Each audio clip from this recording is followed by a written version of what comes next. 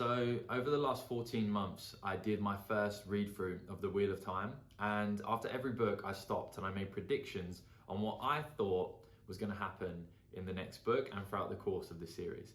What I'm going to do today is I'm going to look back at that very first video from the Eye of the World and just see how my predictions came out. Were any of them close? How laughably far away were most of them? And really just have a good time. So come along, let's do this. Before we do though, there's obviously gonna be a ton of spoilers. So if you don't want spoilers for The Wheel of Time, please don't watch this video.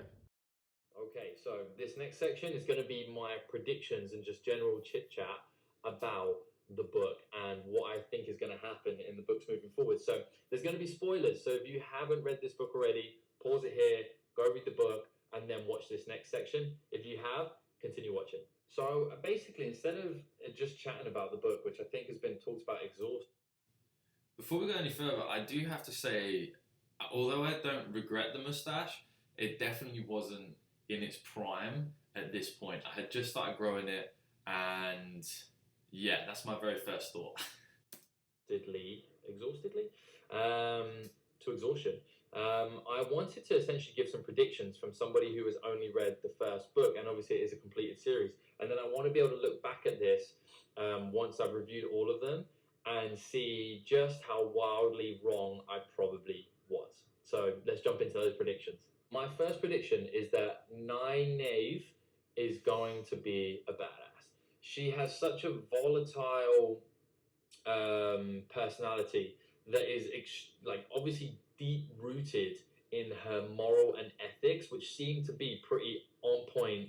And from this first book, it seems like her morals and ethics are fantastic. I think that she is going to end up, unfortunately, not making it all the way to the end of the series, but I think she's going to be really, really, really important and fighting some huge battles that sometimes other people don't want to fight, and maybe even against somebody who isn't necessarily the main bad person. I know that sounds like such a vague prediction, but that's just the vibe I'm getting from her. And I also do think that she's going to break through Lan's trepidations and his cautiousness and whatever reasons he thinks he has for not loving her.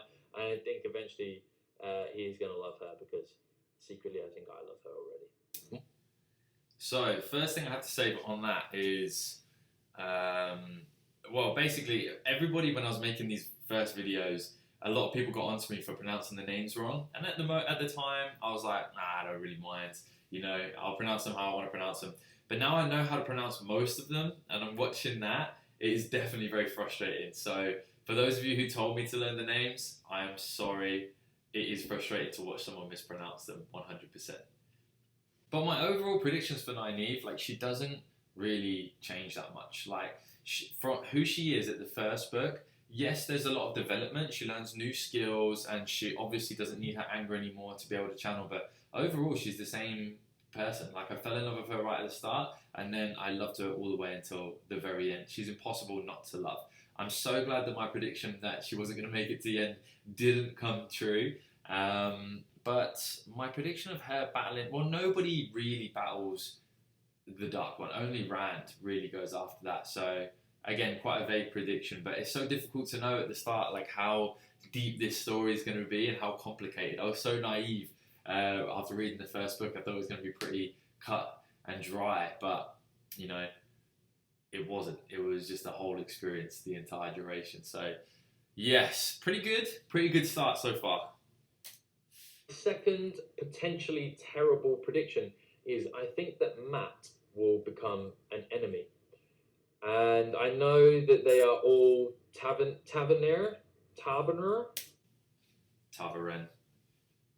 That's tough. Such a way with words. Then along those lines, which means they're all really, really important for the pattern to weave around them, and they can move the pattern and change it and make a big difference.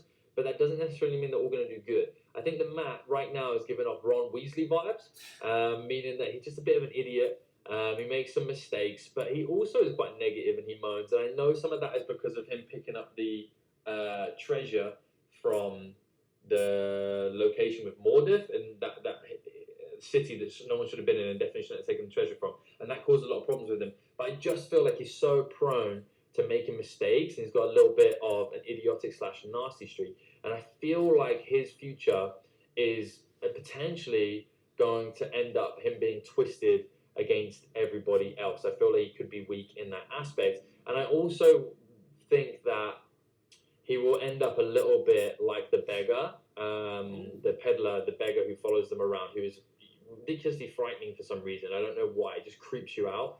I feel like his arc is going to be something like that, but with a lot more power. He kind of get maybe like Anakin from Star Wars. He ends up just being evil, but weirdly you still like him. So that's my prediction for Matt.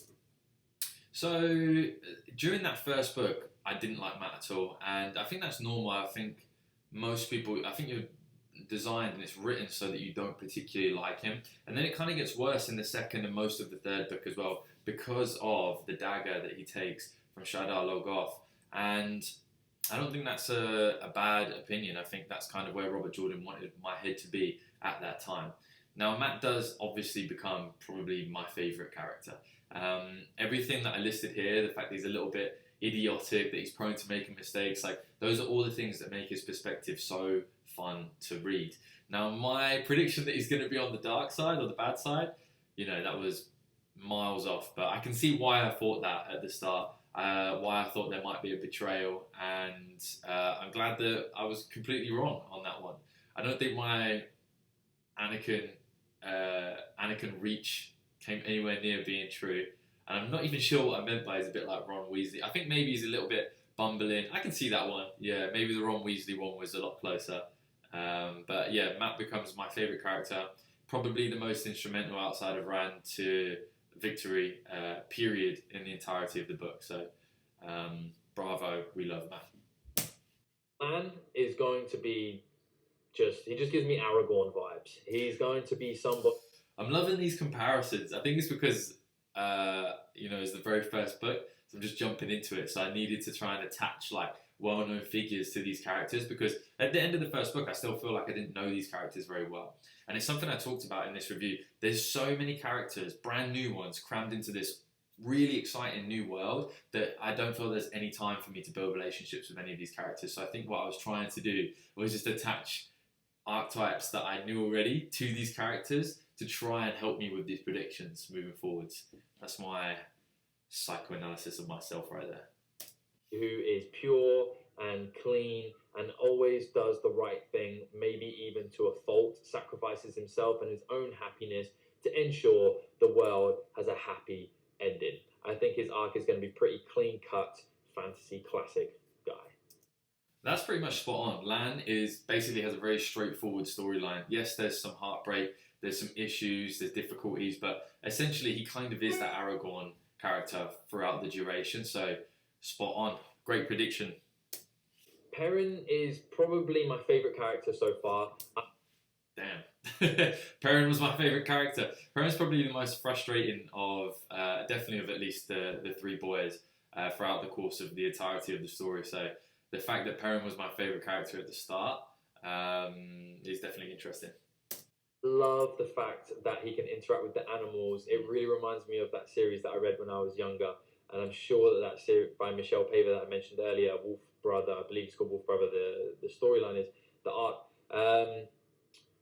He just seems like a good person. You get what you see. I think he's going to be much more in touch with nature. I think he's going to be potentially running with the wolves for a long time and really become his own thing, not affiliated with other people. Well, none of that happens. It takes him literally like 13 books for him to come to terms with what I thought he was coming to terms with in the very first book. And that's why Perrin's character was not disappointing, really fun character to read. I don't think he missed out on his potential, like he got there in the end, but just frustrating to read. So frustrating the fact that he avoids what he is and avoids responsibility and avoids his role in this ever-changing world for so long. So yeah, miles off on that one. I think his vibe is going to end up, obviously not the same, because the Green Man seems like he's one of a kind. The Green Man. I had completely forgotten about the Green Man. How awesome was that at the end of the first book? Wow, so much happens in this series that you forget. Like, I've only read it one time. So, yeah, I've completely forgotten about the Green Man. And Perrin ends up nothing like him. and he's much older. But something along those lines, loves nature, always ends up just helping out with a natural aspect of things. I don't know if I'm explaining myself perfectly there, but he just seems like he's going to be a very, very wholesome character that is looking after the natural side of. Perrin is quite wholesome. I'll give myself that. He is quite a straightforward person, and although he struggles with that responsibility and everything I just said, he's honest. He's very, very honest and very direct. So wholesome is a fair way to describe him. So Egwene and Rand, we already know based on the premonition from Min in the city they were in, maybe Merrilin, that they're not supposed to end up together. And I think that, I don't know who Egwene will end up with, I'm not sure. Now that we know who Egwene ends up with for a little while, it's quite disappointing. But, I don't think we had met Gawain, because I think he's there when Rand falls over the wall and meets Elayne for the first time. But, yeah, there's no way I was going to predict that. So, I'm so glad that Egwene and Rand didn't end up together as well. It would have been the worst fit. Potentially Perrin, but no, probably not him. I don't know who she'll end up with. But I think Rand, the foreshadowing is that he will most likely have at least a period of romance with the daughter of the queen. Ooh. Man, I nailed one right there. I think that one was quite simple. I remember thinking when he first saw her and she him, I don't know if we got any perspective from Elayne at that point. It was quite obvious that he was besotted with her. Like, he really liked her, even if it was just her image and how she carried herself from that brief interaction. But that was quite obvious and direct foretelling. So a good prediction, but nothing out of the blue there. Who he interacted with, and she will obviously come into power as well, and that means it will have some kind of hold over the Aes Sedai. Obviously, that's pronounced Aes Sedai. I clearly didn't do any research before I did this very first video, but this is a good shout. Like the idea that we know Elayne is going to become Aes Sedai, that she's going to inherit Caemlyn, even though we don't know how difficult it's going to be at the time, and that Rand's connection with her would either help her or allow him to have more of a hold and a connection with the Aes Sedai. Like, I think that's pretty good foresight from myself there. The powerful women in Tar Valon.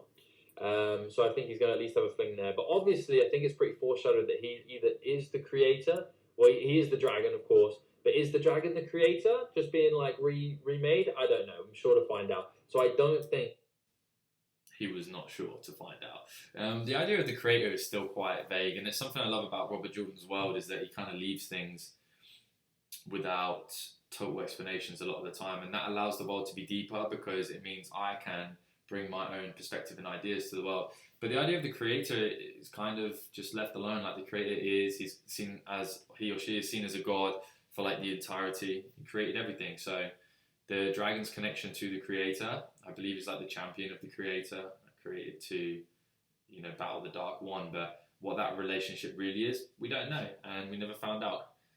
Oh, I was looking forward to finding out. I remember at the time, but you can't have it all. He ends up with, right at the end, he ends up in a romantic relationship, because how could you be when you're clearly the most powerful dude in the whole entire universe? My next prediction is that Thom, Rand's father, is a badass. I have a prediction that he is the man. I don't know exactly what's going to happen. I think it said that his mom is most likely Ariel. Wow, such a way with words. Aiel is obviously what I'm going for there. Yeah, this is a good prediction. Thom becomes not as important as I first thought, and it takes a really long time for us to get him back into the story, but he really is the catalyst for Rand making peace with himself. He also leads people really effectively, and in the last battle leads all of those from the Two Rivers. And the Two Rivers' ability with their bow is unmatched, and it makes a huge difference. So I don't think Thom was important in the way I wanted him to be. I thought there was going to be more about his upbringing and the lore and his background, but he was very important just as a leader and as a figure, not just to Rand, a father figure to Rand, but also just in general to the Dragon's armies and the forces of light. wanderers who wander, and it's mainly just women, and that's where Rand's facial features come from. But I think Tam was a badass. Like, he obviously had that sword.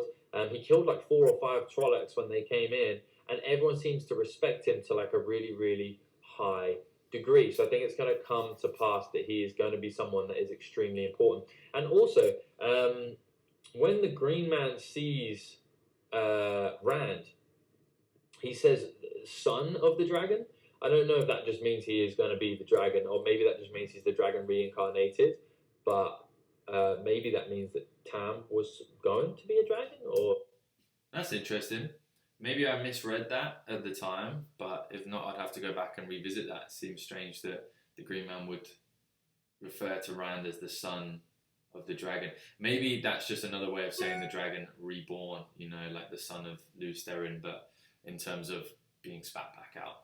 I would guess that's what that meant. something along those lines. I think Tam's going to be a badass, essentially. And my final prediction, I said that I think Perrin will become my favorite character, but my favorite character so far, hands down, is Thom Merrilin, the Glee Man. Yes. Thom Merrilin is so awesome, and from the very beginning, I loved him, and I think everybody did as well. Like, it's impossible not to. And the reason for it is simple. You can't have that many cool attributes without being a main character or a favorite character. It's not possible. That's very So- true. He has it all. We have, what is he good at? Well, he can sing, he can dance, he can tell a hell of a story. He obviously has some wisdom about him, and low key, he can fight as well. We already know he has a cool story. He was the court bard for the queen, and he caused a lot of controversy. He's already a wanted man, so he's lived a lot of his life wanted as well. So I just think there's going to be layer and layer and layer and layer and layer of the Glee Man being very important. I think he's going to pop up again, hopefully soon, and we can learn a bit more about Thom Merrilin. And one thing that he did as well is he actually reminded me of a non-magical, much older and much more laid-back Kvoth. I don't know if that's how you say his name, from The Name of the Wind. I'm not sure if you've read those books. I'm sure you have if you're a fan. That's pretty accurate still from the Kingkiller Chronicle. I think it's the singing and dancing that reminded me of him. But also, Thom Merrilin, he never stops being a character that I love, and I think that everybody in the fandom loves. Like, he's very moral and competent and cares about people, and the way he cares about Elayne really makes him endearing as well. And I also think I was in the middle of growing this mustache, which at the time of shooting this video was quite underwhelming. And Thom Merrilin, we know, has an awesome mustache, so maybe, just maybe, I was looking up to him for that reason as well. Fan, but he reminds me of that kind of guy, like his singing ability. He also has fighting ability as well, and he just seems intelligent as a whole and wise, which is not something we've seen from many of these characters. They make so many mistakes. Not something we see from many of our main characters for a long time. Outside of Moiraine and Lan, the rest of them seem to just bumble their way through pretty much the first 6 or 7 books. So many flaws with them, and I think that's why it's going to be set up as such a long series, because they have so much room and space to develop. They're really just 3 farm boys. Arguably, at least 2 of them are idiots. I wonder which 2 I thought were idiots. Almost definitely I thought Rand and Mat were idiots. And I still think they're both idiots, to be fair. Even all the way through until the end, they still have those boyish streaks in them that sometimes Perrin didn't have. Oh, that's good. That's good stuff right there. Rand and Mat, and Perrin is still just a farm boy as well. So I'm looking forward to the development, and I think Thom is going to be really important to that as well. And so we come to the close. Man, so I didn't actually do predictions on all of the characters that were involved, but it was such a big book. As I went through, I actually started to break it down into smaller parts, like first, second, and third section of each book, and made predictions from there. But overall, I think my predictions are pretty good. It was difficult to give very specific predictions because that first book was so general and open, and we met so many characters. As I went through the series, they got more specific, but as a whole, my character breakdowns weren't far off, so a little pat on the back for me there. Hey, if you've really enjoyed this, please let me know. I've really enjoyed it myself, So if you have, maybe I can go back and do the rest of the journey as well. Just going back and reliving me reading it has been really fun. It's such an amazing story, such an amazing world. Outside of that, please like and subscribe. There'll be another video coming next Sunday, 10 a.m. Central Time. Have an amazing day.